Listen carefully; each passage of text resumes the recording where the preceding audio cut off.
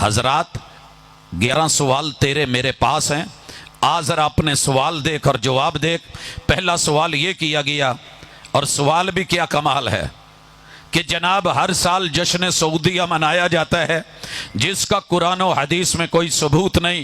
اصل میں یہ سعودیہ کی ساتھ جو نفرت ہے وہ اللہ کی توحید اور محمد رسول صلی اللہ علیہ وسلم کی رسالت اس کی اصل اور اصیل کی بنیاد پہ ہے کہ انہوں نے جشن منایا۔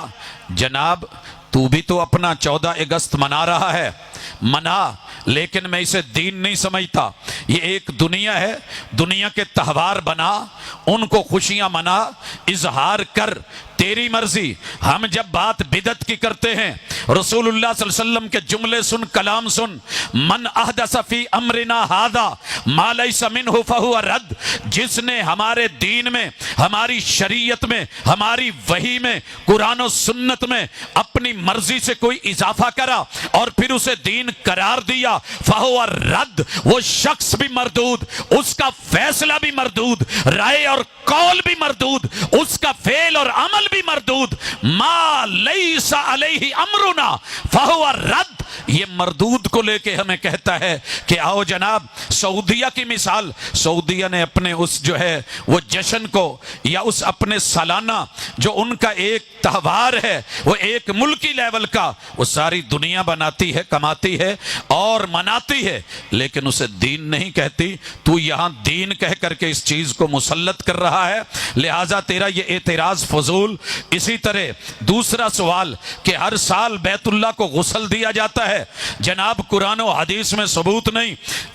تو نے کبھی پڑھا ہوتا تو شاید یہ سوال نہ بنایا ہوتا۔ تیرے رب نے پیمبر پہ قرآن اتارا، وَطَهِّرْ بَيْتِيَ لِلطَّائِفِينَ وَالْقَائِمِينَ وَالرُّكَّعِ السُّجُودِ، بیت اللہ کی طہارت، اس کی نفاست، اس کی صفائی، اس کا دھونا، صفائی ستھرائی کرنا، یہ ایک دین کا حصہ۔ آسمان سے رب نے قرآن بنا کے سورۃ الحج کے اندر اتارا، آیت نمبر 26 میں۔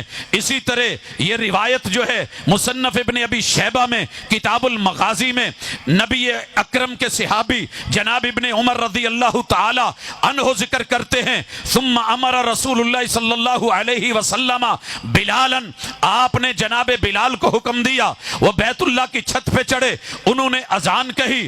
مسلمانوں نے جو ہے اس وقت کیا انداز اپنایا کہ اپنے جو ہے وہ چادریں باندھی ہوئی تھی، ازار بندھے ہوئے، اور اپنے اوپر والی چادریں اتار دی اور برتن پکڑ لیے، ان ڈول کو لے کر کے انہوں نے زمزم سے پانی نکالا اور پھر بیت اللہ کو دھویا۔ یغسلون الکعبہ ظہرہا، اس کے باہر والے حصوں کے بھی اور اس کے اندر والے حصوں کے بھی، اور کوئی بھی وہاں پہ گندگی کا اور مشرکین کے جو اثرات تھے وہ سارے ختم کیے۔ جناب تجھے غسل پہ اعتراض تھا، غسل کر دیا گیا، اور کہا جاتا ہے جناب خوشبو کیوں لگائی جاتی ہے؟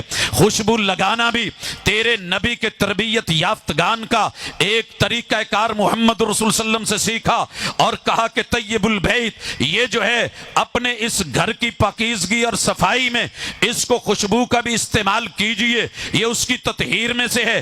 اما عائشہ کا بیان۔ اسی طرح جناب عبداللہ ابن زبیر جو ہیں یہ ڈیلی بیت اللہ کو یجمر کرتے تھے برطل من مجمر، کس چیز سے؟ وہ چیز جو خوشبودار، اس حصے کو لے کے، خوشبو کو لے کے بیت اللہ کو لگاتے یا سلگاتے۔ اسی طرح ایک اور سوال بھی آیا کہ جناب آئیے یہ بیت اللہ کو کسا کیوں پہنایا جاتا ہے، غلاف کیوں پہنایا جاتا ہے؟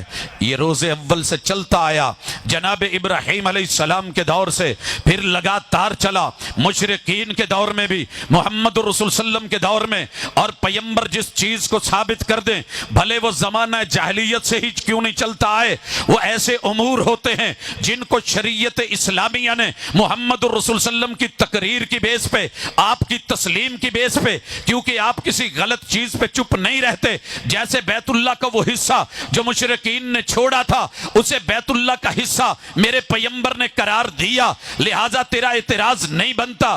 چوتھا سوال کہ غلاف کعبہ پہ آیات کیوں لکھی جاتی ہیں؟ حضرات اگر اللہ کے شاعر میں سے آ کے اس پہ آیات لکھی جائیں، ہاں تجھے کوئی اعتراض एतराज है तो फिर इसको उठा, अपनी मसाजिद को देख। हम न इसको जरूरी समझते, न फर्ज समझते, न तुझको मजबूर करते हैं, न जमानो मकान का जो है वो शर्त रखते हैं, न दवाम रख के, न तुझे इसकी दावत दे के, और ना करने वाले को हम कभी मुनकिर और इबलीस और लहीन या जो है वो काफिर कहते हैं। लिहाजा अगर ये हो रहा है तो एक जवाज की हद तक।